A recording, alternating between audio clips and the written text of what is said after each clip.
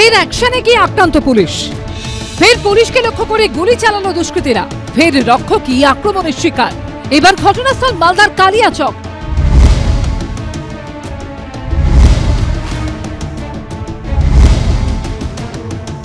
Police সূত্রে খবর, কালিয়াচক থানার শাইলাপুর গ্রামের একটি বাগানের মধ্যে মজুত করা হয়েছিল কাপ সিরাপ।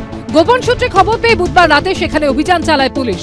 দুষ্কৃতীদের ধাওয়া করলে পুলিশকে লক্ষ্য করে তারা গুলি চালায়। এই ঘটনায় গ্রেফতার করা হয়েছে স্থানীয় দুই বাসিন্দা বরুণ মণ্ডল এবং মিঠুন শেখকে।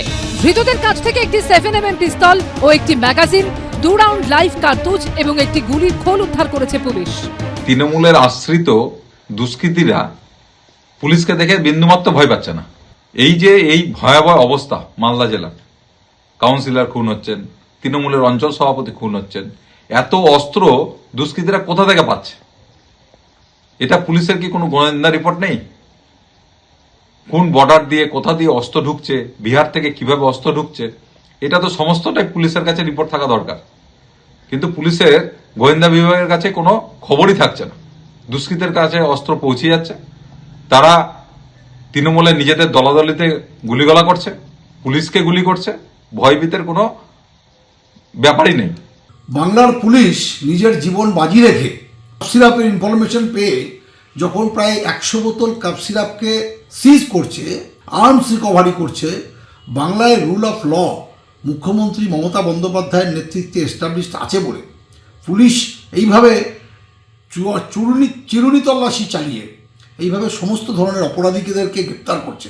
আর বিজেপি নিজেদের মধ্যে এই সমালোচনা করে বাংলাকে ভারতবর্ষের রাজনৈতিক মানচিত্রে ছোট করছে। অন্যদিকে উত্তর দিনাজপুরের গোয়ালপুকুরে পুলিশকে গুলি করার ঘটনায় আরও একজনকে গ্রেফতার করল পুলিশ। ডালখোলা থানার পাতনোর এলাকা থেকে বৃহস্পতিবার সকালে অভিযুক্তকে গ্রেফতার করে গোয়ালপুকুর থানার পুলিশ।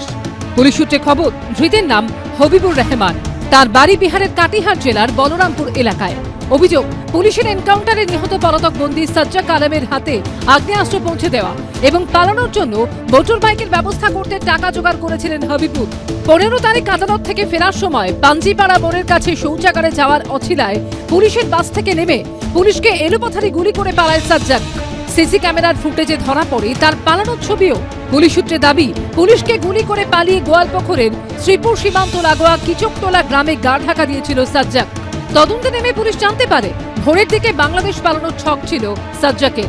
তল্লাশি চালানোর সময় কিচকটোলা অঞ্চলে ডিআইজি নেতৃত্বে 3 জন পুলিশের টিম শেরওয়ানি নদীর পাড় ধরে সেতুতে ওঠার আগেই সাজ্জাককে দেখতে পায়। ব্রিজের তলায় সাজ্জাকের চাদর দেখে বুঝতে পারে যে এখানেই আছে সে।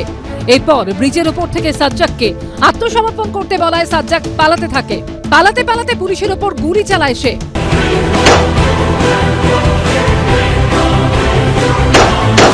পাল্টা গুলি চালায় পুলিশ। সাজ্জাক, তোকে ধরে ফেলেছি, এক্ষুনি সারেন্ডার কর। ঘটনায় বুকে, কাঁধে ও পায়ে 3টি গুলি লাগে সাজ্জাকের। এরপর তাকে হাসপাতালে নিয়ে গেলে মৃত বলে ঘোষণা করেন চিকিৎসকরা।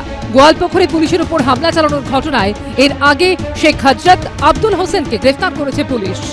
করুণাময় সিংহ ও সুদীপ চক্রবর্তী রিপোর্ট, এবিপি আনন্দ।